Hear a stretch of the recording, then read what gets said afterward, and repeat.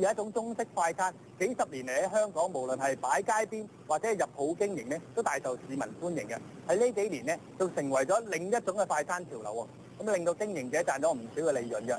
我所講嘅咧就係大人同埋細路仔都咁中意食嘅車仔麵啦。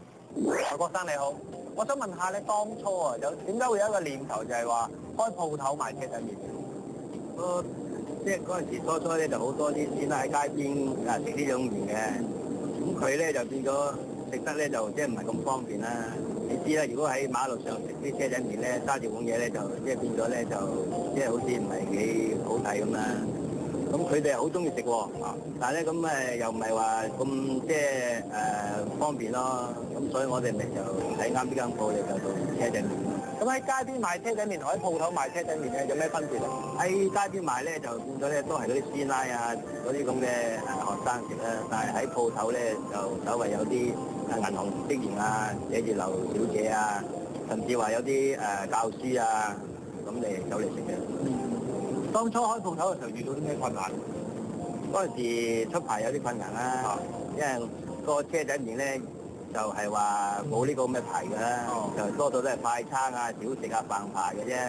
咁我哋嗰陣時揾到一個飲食顧問，同我哋想辦法出到呢個小食牌咯。有冇諗過食車仔麵會變成潮流嘅？而家都應該係嘅，因為初期時冇咩人夠膽嘗試喺鋪頭做嘅。咁自從我哋開咗之後咧，就好多都認為話攞到呢個食物牌咧，就一窩蜂咁都開咗好多間車仔麵。即係其實你哋係第一間嘅喎。我哋係第一間喺鋪頭嚟計。我想問下啦，你對車仔麵呢個前景咧點樣睇？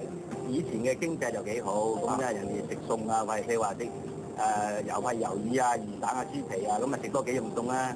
咁現在嘅經濟環境咧就唔係話咁好啦，你知啦。咁所以咧就食餸嗰方面咧都係2、3樣，咁就即係價錢就即係低啲咁啫咯，冇話以前一碗嘢人係幾30蚊，而家都係10零蚊一碗嘢。但係幫襯嘅人會唔會都係多咗咧？都應該多啲嘅，因為佢啲人咧會接受咗呢種嘢啦嘛。